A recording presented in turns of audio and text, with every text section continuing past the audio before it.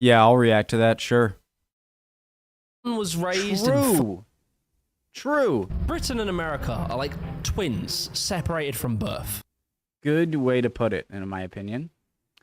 Or we're kind of like a big brother, little brother kind of thing. And the little brother hated you and kicked you out of his room and said, screw you. And then I'm going to be better. And then I'm going way too hard into it. Sorry. Yeah, let's learn, guys. Sorry, my name's Connor if you're new. I hope I didn't give a bad impression right there if this is the first time watching a video. Let's learn, all right? Original link to the video from Jimmy the Giant, top of the description. UK versus USA culture explained. 19 minutes, sit down, relax, let's watch. Let's go. One was raised in fine aristocracy, and the other was abandoned at a gas station and told, good luck. These two great nations have dominated the world both economically, militarily, and culturally. Everyone in Britain got in a big old boat, and we set sail, and we robbed, and this will sound far-fetched, everyone in the world. Whilst having spawned from the same origins, they went off in their own two directions. Stand behind the rope. Yeah, you remember this? You like it? Ooh, stand behind the red line. Becoming both very similar and very different. Yo, we all are great. We all should think that we're great. There's no reason for you to not think that you're great.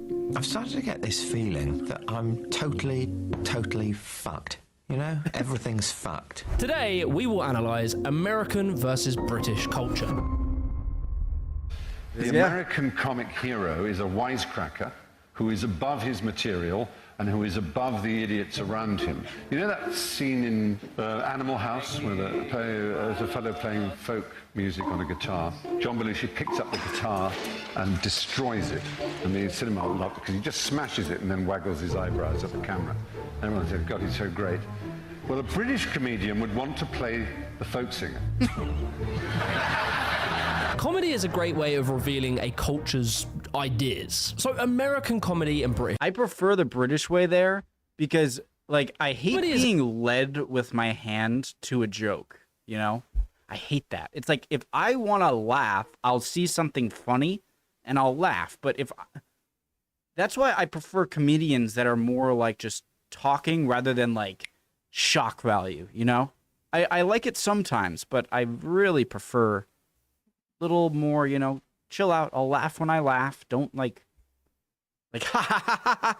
Everyone laugh. Sorry. It's a great way of revealing a culture's ideas. So American comedy and British comedy, they're very different. American comedies always tend to be built around the idea of like optimism and positivity. Be curious, not judgmental. I like that.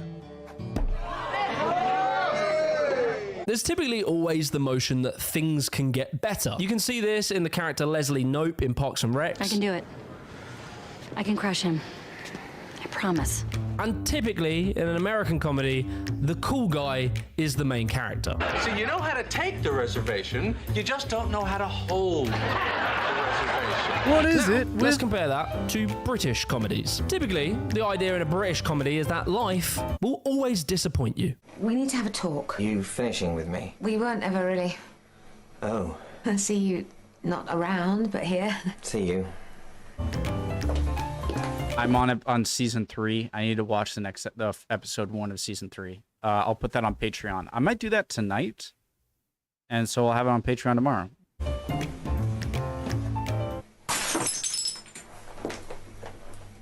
Secondly, you'll never make it in life. All your dreams and hopes and optimism is ultimately futile.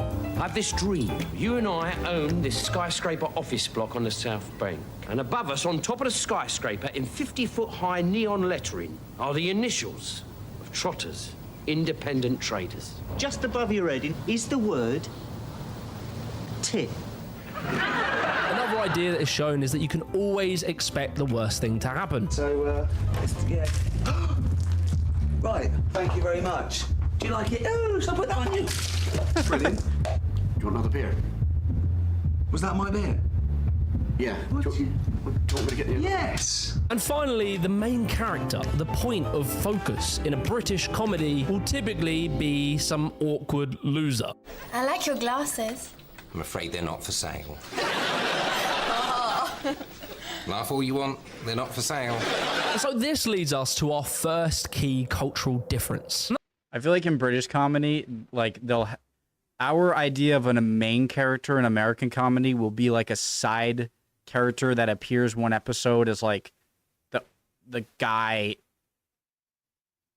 Forget it, okay? That is American idealism versus British realism.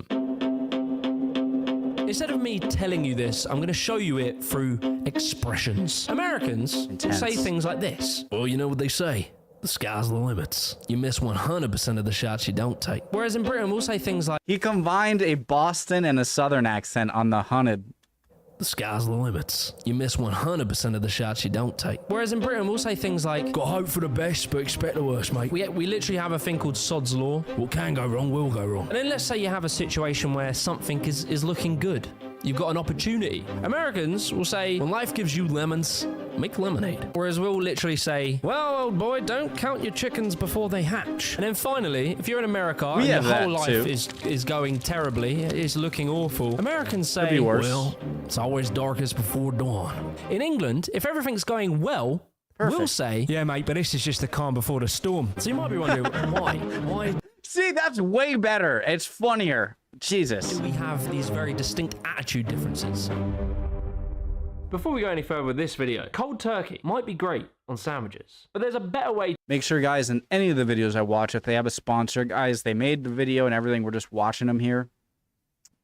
Use the promo codes if you're interested in this. Use their links, the original link to the video, to break your top bad of the description. Habits. We're talking about today's video sponsor, Fume. When it comes to bad habits, not everything is inherently wrong. So instead of some drastic, uncomfortable change to your lifestyle, why don't you just remove the bad from your habit? Fume is an innovative and award-winning device that does just that. Instead of vapor, Fume is literally just flavored air. And instead of harmful chemicals, Fume uses all natural delicious flavors. Each Fume comes with an adjustable airflow dial. The flavors are honestly delicious. You have orange vanilla, you then have a raspberry lemon, and then you got sparkling grapefruit. I'll be honest, I really like the product. It really feels great. The quality is amazing. It looks cool. Fume has served over 100,000 happy customers and has had thousands of success stories. And there's no reason that couldn't be you too. So join Fume today by picking up the Journey Pack today. Head to tryfume.com/Jimmy the Giant or scan the QR code and use the code Jimmy the Giant to get 10% off when you get your Journey Pack today. Anyway, back to the video. Oh my God, I was so good. I so made it. When you get your Journey Pack today. Anyway, back to the video.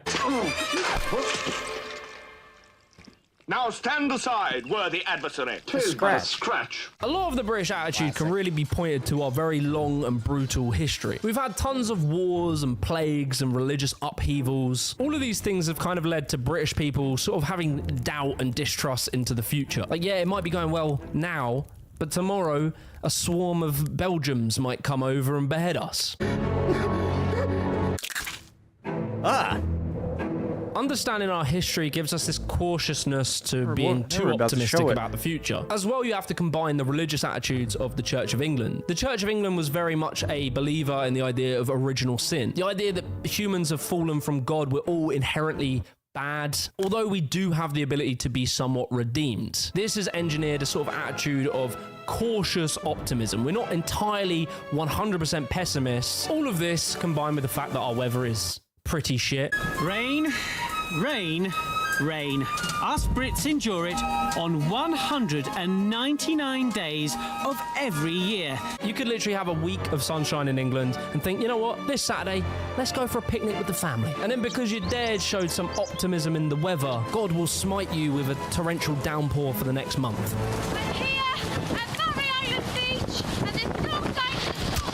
And so this general attitude can be completely contrasted with American optimism. And that stems from, ultimately, if you're the type of person to leave Britain, a established nation that has infrastructure, etc., hop on a boat, travel for weeks, months across uncharted waters to arrive on uncharted land. Guys, I've thought about this before. Because if you think logically, like that's a bottleneck of kind of like of people who, are willing to take that risk. It means everyone that reproduces over in this country is going to be of like stock that had that kind of boldness and maybe a little optimism that like it could be better, and that could like, I've thought about this before. This is fascinating. And jumps across uncharted waters to arrive on uncharted lands. To do that, you need at least an ounce of optimism. Look, water, lands in the distance, see? Mate, you've been saying that for the last 3 fucking icebergs. Oh, look, yeah, look, can you see it? Another fucking iceberg. I'm tired of this. Fuck it. And then, so after discovering this new land, which was a crazy thing to go and do, America then went through 2 great awakenings. I don't know what happened in the first one, if they just hit snooze or something, but the first great awakening was in 1730 to 1740, and then the second one in 1795 all the way up to 1835. So what happened in this was that the religious attitudes of America had evolved. New ideas around like self-improvement. That the religious attitudes of There I am. Oh my God, this is so zoomed in that I'm afraid to even point. Because like, but like I am in this area. That's it. That's all I'm saying. Of America had evolved. New ideas around like self-improvement. The idea that everyone has the ability to shape their own destiny and their own future. Humans can be better. They can improve society. They can make and create things that make the world better. Everybody, I know you can believe in yourself. They had strong convictions around the importance of working hard, as well as very pragmatic attitudes, the idea that things should be done well and efficiently. These last 2 led to a very strong cultural focus on capitalism and efficiency in business, which all of this manifested itself in the idea of the American dream. I hate that term. Sorry. Dream is just the ability to achieve. I get Anybody it, though. can do it, but you're not just going to get it because you want it. You got to be willing to work hard. You got to apply a lot of hard work. You got to apply faith. You got to apply persistence. You've got to never, ever give up. So basically, the idea of the American dream is that any old piece of shit, old Bob who still lives at home with his parents, 40 years old, anyone can go and do anything they want to in life. That Americans are told they can become the next president of the United States. And they can. British people are told it won't happen to you. And they carry that. They carry that with them. I know what's probably going through your head. You might hear that and think, fucking hell, why are Britain so pessimistic? I mean, we literally had the biggest empire on earth. Why are we so deflated? And so that leads us to a very core cultural difference between England and America, and that is class structure. I was brought up in a poor family, you know. Really, we had nothing, really. If I could get in a position that some of them people in, I would like to be in it. These lords or ladies or peers, or you're talking about them class of people. The Curzons family started with William the Conqueror. In Britain, the idea of class and where you stand socially has been a very core part of our identity. Until very recently, as a Brit, your whole life was decided before you were born. These differences between the upper class and the working class has existed through most of British history. There's like this idea that the upper class are pure blood. They were like chosen by God. They had divine rights. They literally referred to themselves as blue-blooded. And they were much better than the grunts working the coal mines to power their beautiful machinery. And so there's always been this attitude in England of like judgment between the classes. The upper class and the working class hate each other. And class is interesting because it's not just defined by wealth. We give dinner parties 2 or 3 times a week. This enables us to keep in touch with our wide circle of friends. We give a wine and cheese do once a month. This enables us to do it on the cheap. Her mother comes round Saturday nights and drinks my Guinness. This enables her to get drunk for nothing. Class is much deeper than simply wealth. It's the accent you talk in, the way you behave, the schools that you're educated in. If you're from Cambridge School of Witchcraft and Wizardry versus the community college in Shitham, literally everything you did would be defined by class.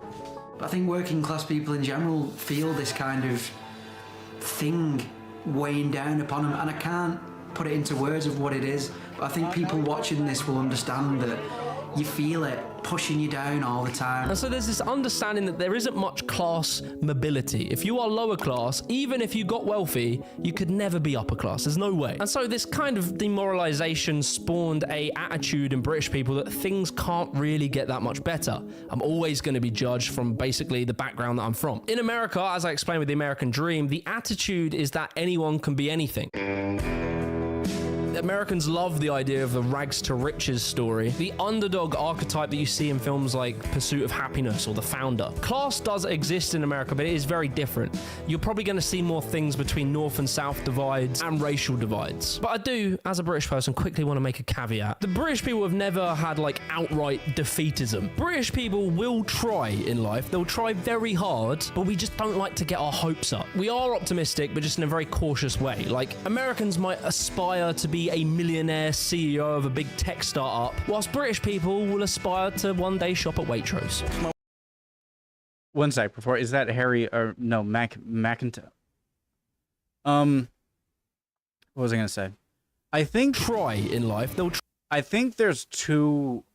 I think the American dream puts too much of an optimistic spin on the expectation, on what should be the expectation of America. I think America is a place where when you fail, or it's a place that like is not going to take care of you when you fail as much as other countries, but isn't going to impede you from succeeding on your own as much as other countries. Does that make sense? And so I don't want to put a pure positive spin. It's more of like I would hate that kind of back of the mind, like I'm here because of whatever, that kind of class attitude. Whereas over here, don't get me wrong, like there is a certain amount of class in America, but I think it's tied mostly just to money. Like if you get the money, you're in that upper class. You know what I mean? Not like you're in it, you know? And so I think there is a little hope in America that although there are a lot of things that are effed up that other countries have that we don't, there is a little glimmer of hope just knowing like clearly you can make it there. Some people will have a much harder time getting there than others, depending on your upbringing, just like anywhere in the world, I'm sure. You're going to benefit from certain areas you're brought up, right? But I think at least at the end of the day, there are enough examples to show you, yeah, I likely am going to be disadvantaged because of my upbringing, but I can do this. I can get there if you just kind of have that wake-up moment. And to have a wake-up moment like that and still be hampered by that sort of classist attitude, that's a problem. But again, America has its own problems. So try very hard, but we just don't like to get our hopes up. We are optimistic, but just in a very cautious way. Like Americans might aspire to be a millionaire CEO of a big tech startup, whilst British people will aspire to one day shop at Waitrose. My wife likes to shop at Waitrose. It's the middle class option. The people who shop at Waitrose, they like to drop it into conversations. Sorry, like mate, I was Whole just at Waitrose, just to everybody know. So the explanation on the class system leads us to another point, which is politeness and expressiveness. Here's your food, good sir. What the fuck is that? Everything okay with the food? Oh yes, lovely, thank you. I would say British people are kind of overly aware of being rude and impolite, which has some benefits. You know, we treat people really well. We hate to be awkward and we like people to feel relaxed. But it can cause British people to take way too much shit and not stand up for themselves.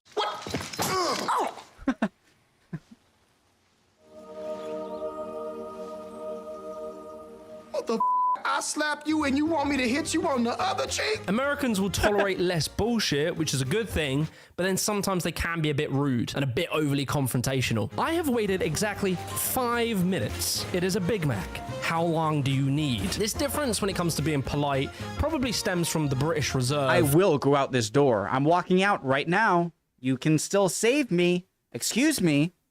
I'm gonna lose you business. Don't you want my business? Sorry. I got way too much in character. And American. This difference when it comes to being polite probably stems from the British Reserve and American individualism. British people are very reserved. Typically, in public, we all sit like this, and we're all very quiet, and we don't laugh too loud, and we try and be really polite. And this can stem from the Victorian era. There was very strict social rules over behavior, dress, the way you express yourself. It was very stern and rigid. The reason we tolerate so much shit is because we have the religious idea of turning the other cheek. As well, our probably over-awareness of people's personal space and being rude can probably stem from the fact that we live on a small island very closely together. We don't have a lot of space and we're all on top of each other. So we have a strong respect for people's personal space. Okay. And then, like, some of it is the fact that the upper class social attitudes probably trickled down to the working class, where it's always seen as being a lower class thing to speak loudly and have bad manners and be overly confrontational. Can you come back in, please? Oh my God, this is well harassment. I'm going to take this to the Court of European Rights. And so, British people have the attitude of a stiff upper lip, don't show emotion, and don't complain about your problems.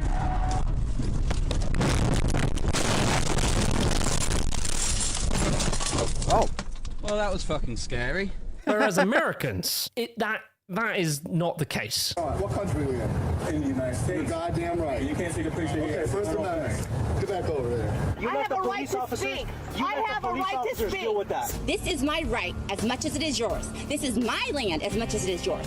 To Americans, I am laws. important. I am the center of the universe. After the Great Awakening, there was a strong focus on individualism. Emotionality and expression is a good thing. Being outgoing and extroverted is a very American thing. British people are very introverted. Americans, after things like the Bill of Rights, have a strong focus on their personal rights and freedoms and liberty. In America, all men are created equal, and so they don't have... Well, you'll see, when that was written, it wasn't true. But, yeah, okay, sorry. Rights and freedoms and liberty. In America, all men are created equal, and so they don't have this idea that you're better than me or I'm better than you by birthright. We're all... True. I was about to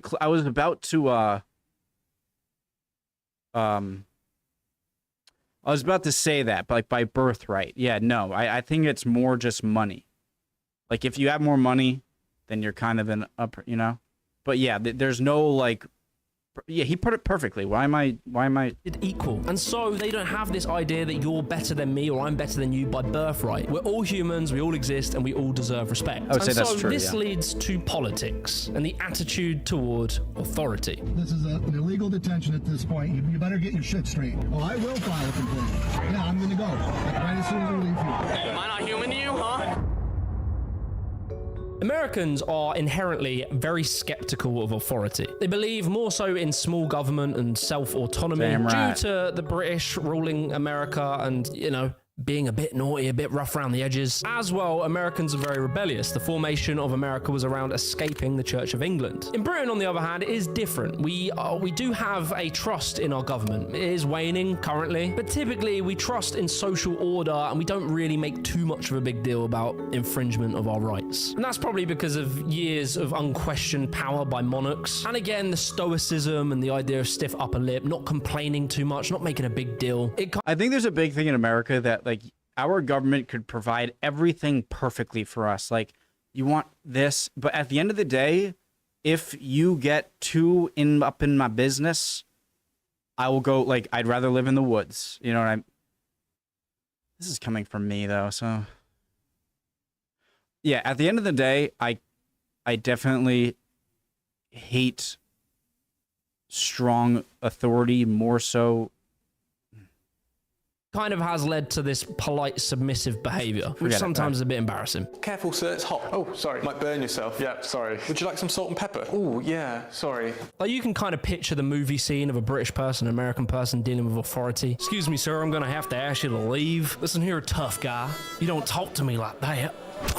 My hero. Excuse me, sir, I'm going to have to ask you to leave. Oh, yeah, no, sorry. Yeah, that's fine. We'll leave, for sure. But darling, your dad owns a restaurant. Yes, but I don't want to be rude. And so with all this, you can extrapolate... Whereas the American guy would be like, my dad owns this restaurant. You're fired, buddy. Like... these attitudes and understand different attitudes towards certain issues. You know, for instance, guns. Americans see guns as like a right to protect themselves from the government and other people. America's fast food and subsequent obesity problem has stemmed from the ideas of efficiency in business, not wanting to waste time on food, taking too long to cook. And then you have things like healthcare and welfare. Like in Britain, we have a pretty strong healthcare system. Let's not get into that. Whereas Americans are far more reserved on bringing anything into public domain, especially healthcare. Britain has an obsession with tradition and upholding tradition, whereas America have a strong focus on new and innovation, new products, technology. By making the screen taller but not wider, you can see more of your content without the need to scroll. We're making scrolling a thing of the past. And so look, I've picked apart British people and American people. I've made jokes, I've pointed out some bad things, but I want to say, and I think this is true, Americans and British people have a very deep mutual respect for each other. I think very much these days, ever since the war, we've had what has been dubbed a special relationship. I don't know if that's a gay thing or something, but whatever. As a Brit, I can say honestly, I really do love Americans. I love being around Americans. I really admire their confidence. They're so easy to talk to. They're very warm, open demeanors. British people can be very reserved at times. Excuse me, young man. Is anyone sitting here? No. Would you mind if we sat here? Junior? I'm Ronald. This is Pammy. Hello. Actually, you forgot to tell us your name. Peter. Peter! It can be pretty depressing talking with So good. Hey, how are ya? Hey, how are ya? British people about the future and your ambitions. Whereas Americans are all patting you on the back saying, yeah, you can do it, bro. And I think Americans do appreciate British people as well. They probably appreciate our... Yes. I realize more how much I love Britain when I look at other countries. Did that sound bad? That might have came out of my... I mean that, like, I realize how close we are. Maybe this is just me, because I feel like people know that I love Britain, right? So I'm one person. But I just get a different feeling with you guys than I do from people of other countries. Maybe it has to do with language, but I mean, I'd say even more than Australia, not Canada. Canada goes without saying. They're brothers, right? But yeah, I absolutely love Britain, and when I look at like the world, I definitely see them as like I'm walking into the party with them and like getting to meet, oh, hi, Germany, how are you? Oh, Italy, hello. And then I'll talk to Britain like, all right, what am I? And do you understand what I said? Sorry. Our realism. We don't Love you really guys. bullshit ourselves. We're very honest. We know our strengths, but we also know our flaws. Often Americans see us as well-spoken and intelligent, and you can actually see our comedy has massively influenced modern American comedy. There's a lot more awkward, dry humor in American television now than there ever was in the past. And obviously, Americans fucking love our traditions, arguably more than us. And it leads me to a final thought, and that is about cultural homogenization. With the internet, culture across the world has sort of melted together. We're all seeing the same media constantly. I will listen to endless American. This is why I think accents and language are going to be less of a thing. Like I think you can say pretty confidently, I can say goodbye to new languages. Because in order for new languages to come up, there has to be no language to use in the vicinity, or at least you have a language and then you separate from people enough for that language to develop within that community into something unrecognizable to other people. And I think that's a thing of the past of human history. We're too well connected. Slang terms between different countries, I think, are going to die out a lot. And I think we're just kind of going to have this more globalized community, like he's saying. Podcasters telling me to go after my dreams and fix my life or something. The idea that the internet is bringing lots of different value systems together and you can kind of choose which one suits you as opposed just the one that dominates your country. But I do wonder, are we going to see less of these interesting differences, and are we just going to become a sort of best of greatest album kind of thing? Let me know in the comments if you want to see more on this topic. Check out the Afters podcast where we talk more about this. Like and subscribe to the channel. Peace. Awesome channel, awesome video. I feel like I wasn't that great at saying I never am great at phrasing my stuff. I always like stop after the end of a sentence, before the end. But I just kind of vomit out my talking points, I guess, like I am right now. Sorry if that was a bit annoying, but love you guys. I hope you're all doing well. Would appreciate any comments. And I would love if you liked and subscribed, and hopefully I will see you guys next video. All right. Bye, guys.